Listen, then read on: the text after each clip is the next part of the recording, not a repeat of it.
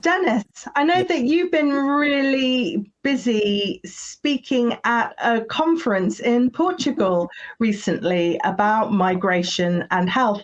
Can you tell us a little bit about the research you've been doing and what you highlighted in Portugal? yeah. So this was a very fantastic conference on migration, ethnicity, race, and health, with a lot of researchers from around the globe. It was really very good to have that focus on migration. And so we have a research that we've been conducting on My Health Europe. And we presented a few papers, but the abstract on factors associated with HIV amongst migrant men who have sex with men was chosen. So this was my presentation. And as you know, in Europe, around 48% of people who are diagnosed with HIV are migrants.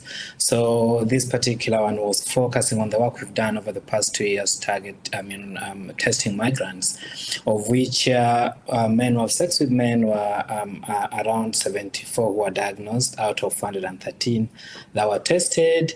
And this was 17.9% as compared to the general migrant population we tested. Oh. 4%. So yeah, that was like really, really concerning. And as you know, the narrative is always that people bring HIV to to Europe, but we know very well that over 63% acquire HIV when they've arrived, and this is high, like around 72% for migrant men who have sex with men. So our key highlights on the presentation of the research was just about the geographic origins. A lot of them were coming from South America, 64%.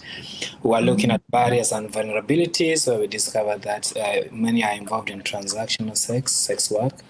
And of course, PrEP usage was very, very low at 4%, despite awareness being at 43%. So this were the key highlights. And the message really was that the HIV is high amongst men who have sex with men who are migrants, and we need interventions that can address the gaps that we see in PrEP access, for example, and other interventions.